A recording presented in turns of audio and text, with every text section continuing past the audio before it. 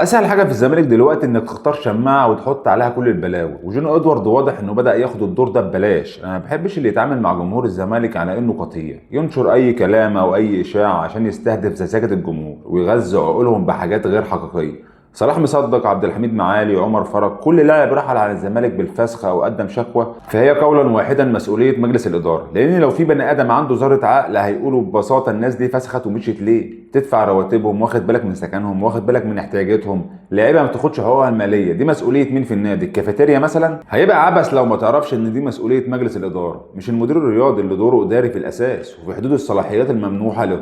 اي التزام مالي في النادي هو في النهايه مسؤوليه النادي ومجلس ادارته.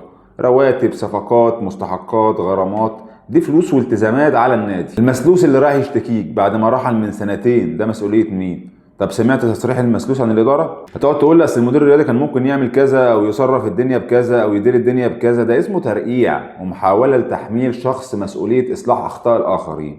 وبالمناسبه جون ادوارد مش ملاك وله اخطاء زي يانيك فيريرا، ومحدش قاله انه فوق الحساب. لكنك تقول ان 99 من مصايب النادي في اخر 3 سنين سببها المدير الرياضي، فهنا لازم نقف، لان مسؤوليه مجلس الاداره عن القرارات والالتزامات الماليه مش هتختفي لمجرد اننا لقينا شخص نحمله كل النصايب. وبصراحه اهم مشروع كروي كان ممكن يدخل فلوس للنادي شركه الكوره، وللاسف الموضوع ما كملش بسبب طريقه اداره الملف. فانا اسف، انا مش قطيع ومش هتسرب ليا كلمتين في تويتر ومطلوب مني ابلعهم واسقف وراك. حاسب جون ادوارد على اخطائه، انا اول واحد معاك، لكن حاسبه على اللي كان في صلاحياته مش على كل مصيبه حصلت في النادي، لاننا ببساطه المحاسبه الحقيقيه ان كل واحد يشيل نتيجه قراراته، مش اننا نختار شماعه ونعلق عليها نصايب النادي كلها.